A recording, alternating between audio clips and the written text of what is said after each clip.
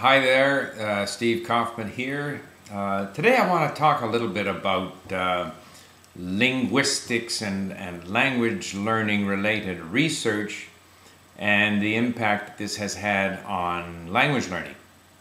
Now, some of you may have seen my recent blog post at The Linguist on Language, my blog, where I referred to some research in, I think it was Holland, where they came to the conclusion that watching movies with the subtitles in the target language is better for you than watching movies with the subtitles in your own language. And we should reassess what we do or something. And I just think that is such a useless, absolutely useless bit of research, because most people, when they look at subtitles, it's because they don't understand the language. So that the general message there is very misleading. Now, in their particular experiment, they had some people who were trying to get better at understanding a Scottish accent, and if the subtitles were in English rather than in Dutch, they somehow did better, which even that to me is very silly, because eventually they'll just listen more and more and they'll get it. And it probably really doesn't matter an awful lot. It might be marginally better if the subtitles are in English rather than Dutch. Who cares? What I'm struck with in all of this is that, I'm not against science. I think that the modern world, I feel very lucky to live today, in today's day and age. I'm not one of these who feels that we're destroying the planet and so forth. I mean, thanks to science, we live longer. There's more people alive today than by far than at any time in the past, and that includes places like Africa, where they have certain economic development problems, but even there, they're health circumstances and longevity and size of the population means that we're healthier now than we ever were, thanks to science. And I have seen, thanks to the scientific method, not only have we got pharmaceuticals that keep us alive and cure diseases, we have airplanes, we have the internet, all of the things that we're surrounded with, which give us a tremendous, I think. Now, everything has its pluses and minuses, and it may put stress on us, and maybe when we were happier when we were sitting by a dusty roadside talking with our friends, maybe. But that's a matter of opinion. I'm happy with the way we are, so I'm not against science. But if I look at the results of, let's say, 100 years of all kinds of scientific research into linguistics and language learning, and there are sources that are quoted that go back 100 years, and certainly in the last 50 years, the Noam Chomsky's with his, to my mind, ridiculous theory that we are born with an innate grammar. I mean, since I speak 11 languages, I don't see how you can possibly say that. We have, in all languages, we have names for things, we have names for people, we have words for actions, we have words to describe these. But I mean, some languages have no tenses, some languages have the words don't change, some languages there's a lot of different declensions, some languages allow a double negative, some don't, some have articles, some don't. I mean, it's just so varied from language to language. So, I prefer to believe that the brain is very good at picking up patterns, whatever that might be. But nevertheless, so we've had all of this science and research, and I mean, linguistics. Every university has its linguistics department, and they're doing all kinds of research. And if you look up, on the web, linguistics dictionaries. I mean, there's like hundreds of them, and thousands.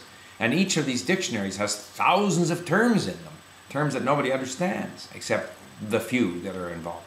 But what has been the net effect on language learning? I gather that a high percentage of people who live in Ethiopia speak 2, 3, 4, 5 languages. I bet you they haven't a clue about linguistics in Ethiopia. I am sure that none of those people learned as a result of some research that was done about language learning. And of course, all the research that's done, it seems to contradict somebody else's research. Some research shows that correcting you helps, some other research shows that it doesn't help, and depending on how the study group is selected and the parameters and definitions of the study, they can just about prove anything. And does it really matter? I mean, I read my Russian books, you know, Tolstoy, War and Peace. The aristocrats in Russia, they all spoke fluent French. You know, my parents grew up in Czechoslovakia. In fact, they were born in the Austro-Hungarian Empire, getting close to 100 years ago.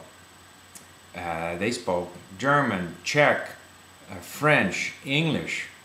They didn't have the benefits of all this research. They learned. Why did they learn? Because they were surrounded by the language. They were exposed to a lot of the language. Perhaps they had some traditional method of teaching. It doesn't really matter. They heard the language, and they had what Moses McCormick referred to is that they had that open-mindedness that said, this is important, I'm going to do it. You know, it seems to me that a lot of the research takes place in English-speaking countries. The United States, England, New Zealand, all kinds of research on language learning. Those are the countries that seem to have the fewest number of people who speak other languages. When I see what's happening here in Canada, we have immigrants arriving, and I don't think the immigrants learn languages better now than they did 50 years ago, probably a lot worse.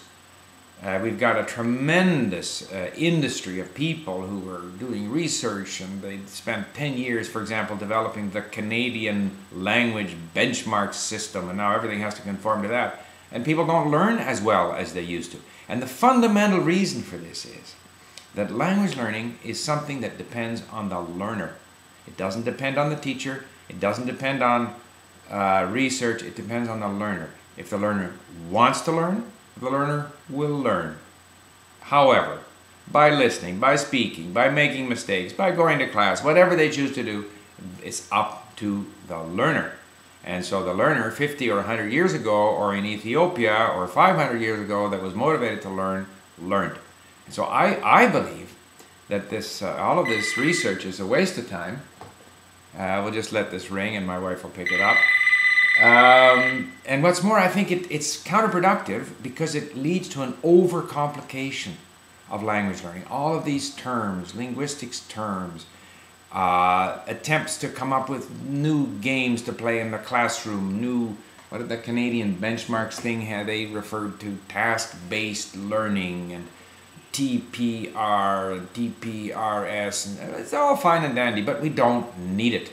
Because fundamentally, all of those things are built around the idea that the research is going to show us how the teacher should teach. And really the stress should be on how do we learn.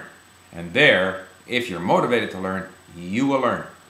And in fact, the biggest impact of science and technology and research on language learning is the tremendous advances in the internet, in MP3 technology, the availability of radio and television stations and movies in different languages, the way we can travel. I mean, technology has created a world that enables us now. I mean, in the old days, as we said in our link video, we had lots of different languages. Every little valley had a different language, and people came in contact with each other and learned each other's languages through imitation. And then, of course, gradually in each country there was only one language, and so people didn't come into contact as much with people speaking a different language. But we're now back into a global village, thanks to the internet, thanks to the diffusion of all of these media, multimedia products in different languages. And so I can read my Portuguese newspaper, my Chinese newspaper right here sitting at home. So that's the kind of research and technology that has brought us to a better language learning environment, including the internet, including LingQ. But I really do believe that the linguistics research, the research in how we learn and all that kind of stuff is largely a waste of time, and probably more than that, counterproductive, because it overcomplicates something that is really quite straightforward and always has been. Thank you for listening. Bye for now.